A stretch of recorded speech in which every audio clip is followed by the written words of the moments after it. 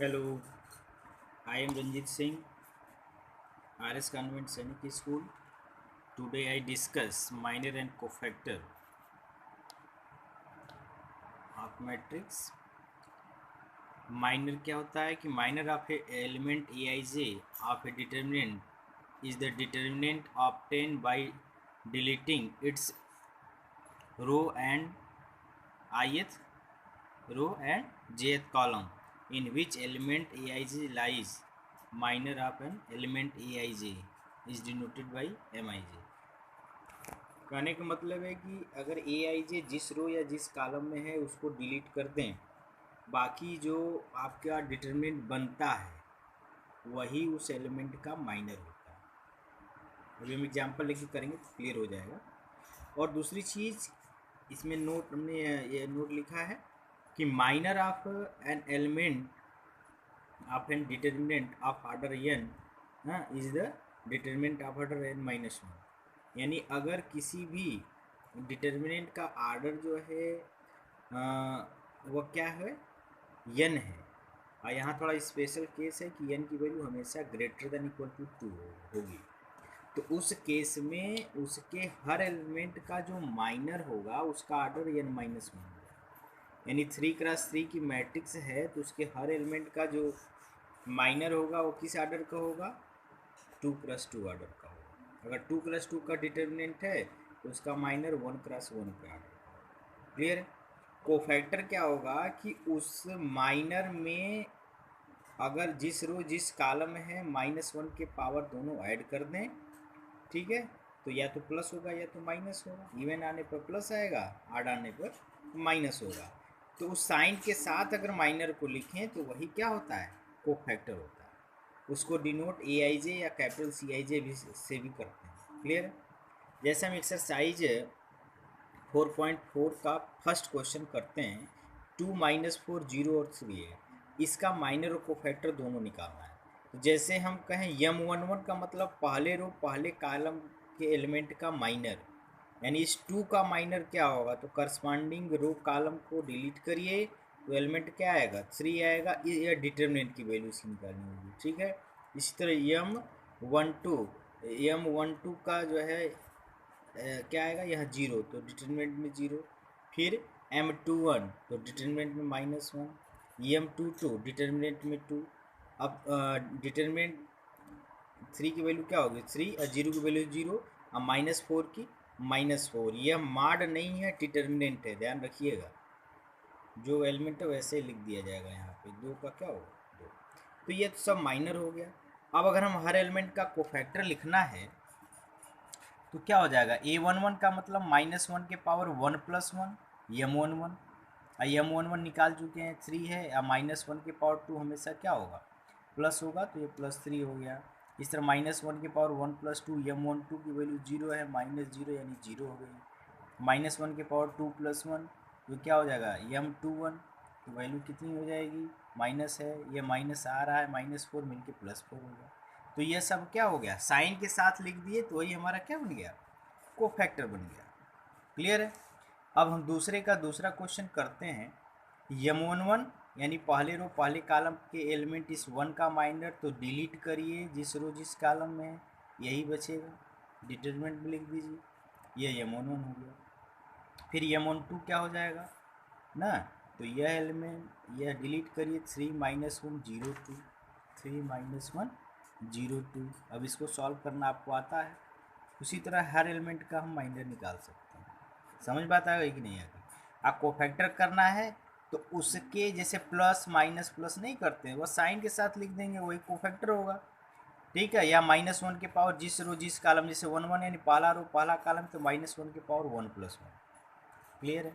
तो ये M11 इसका माइनर से मल्टीप्लाई कर देंगे तो ये जो आएगा कोफैक्टर हो गया। समझ बात आ रही कि नहीं है। तो माइनर कोफैक्टर में बस मामूली सा डिफरेंस है, साइन के साथ लिखेंगे तो कोफैक्टर होगा, और सिर्फ एलिमेंट लिखते हैं ना, जिस रो जिस कॉलम में डिलीट करके जो डिटरमिनेंट वैल्यू आती है वो उस एलिमेंट का माइनर होगा। क्वेश्चन नंबर 3 का है कि सेकेंड रो के रिस्पेक्ट में इस डिटरमिनेंट की वैल्यू निकालिए। तो हमने आपको प्रॉपर्टी में लास्ट प्रॉपर्टी बताई थी कि अगर कोफैक्टर जिसका लिख रहे हैं उसी के एलिमेंट से मल्टीप्लाई करके ऐड करेंगे तो वो डिटरमिनेंट की वैल्यू आती है। लेकिन कोफैक्टर का एलिमेंट हम जैसे सेकेंड रो का कर रहे हैं, पहले रो के एलिमेंट से मल्टीप्लाई करके ऐड करेंगे तो हमेशा जीरो होगा, उसमें नोट करके लिखा हुआ है, ध्यान रखिएगा। तो अब जैसे हम सेकेंड रो के कोफैक्टर का यूज़ करके वैल्यू निकालनी है, तो सेकेंड रो के हर एलिमेंट का पहले कोफैक्टर एलिमेंट निकालने हैं। तो A21 क्या हो जाएगा, -1 के पावर 2 + 1, करस्पॉन्डिंग रो कॉलम 0 3 8 2 3, हम यहाँ रख दिए, सॉल्व किए, +7 आ गया। 2 का A22 क्या हो जाएगा, -1 के पावर 2 + 2, करस्पॉन्डिंग रो कॉलम 0 5 8 1 5, इसको सॉल्व किए, 7 आ गया। A23 क्या हुआ, -1 के पावर 2 + 3, करस्पॉन्डिंग रो कॉलम 0 किए, 5 3 1 2, सॉल्व किए, -7 आ गया। अब हमको कोफैक्टर आ गया, उसका हमको डिटरमिनेंट की वैल्यू निकालनी है, तो एलिमेंट के साथ मल्टीप्लाई कर दीजिए। यही तो करते हैं, किसी डिटरमिनेंट की वैल्यू कैसे निकालते हैं, वो एलिमेंट लिखते हैं ना, साइन लिखते हैं, वो एलिमेंट लिखते हैं और उसके जो है करस्पॉन्डिंग रो कॉलम को डिलीट करके वैल्यू लिखते हैं, तो वही साइन के साथ लिखेंगे, वही तो कोफैक्टर है। ये कोफैक्टर हो गया, एलिमेंट है, मल्टीप्लाई करके ऐड करेंगे, देखिए वैल्यू 7 आ गया, यानी इस डिटरमिनेंट की वैल्यू 7 होगी, चाहे हम किसी रो या किसी कॉलम के रिस्पेक्ट में करें। चूँकि यहाँ सेकेंड रो के कोफैक्टर के द्वारा निकालना, इसलिए हम सेकेंड रो वाला यूज किए। क्लियर है। पांचवा क्वेश्चन में कह रहा है कौन सा सही है, तो देखिए जो एलिमेंट लिख रहा है उसी का कोफैक्टर मल्टीप्लाई करेंगे तभी किसी डिटरमिनेंट की वैल्यू आएगी।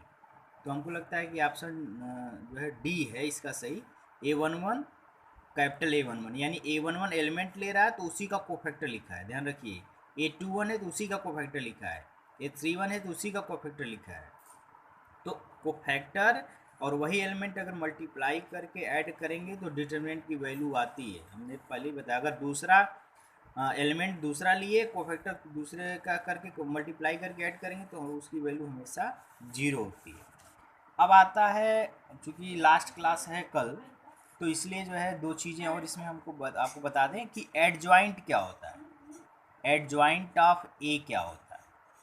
तो क्या करना है कि किसी भी मैट्रिक्स, सपोज करिए कोई मैट्रिक्स ए है ना, AIJ है, AIJ है, तो इसका एडजॉइंट कैसे निकलेगा, मान लीजिए M क्रॉस N है ना, तो इसका एडजॉइंट कैसे निकलेगा, तो हम क्या करते हैं कि हर एलिमेंट का कोफैक्टर एलिमेंट लिख देते हैं, यानी हम उसको कैपिटल AIJ लिख दिए, ये तो कर सकते हैं।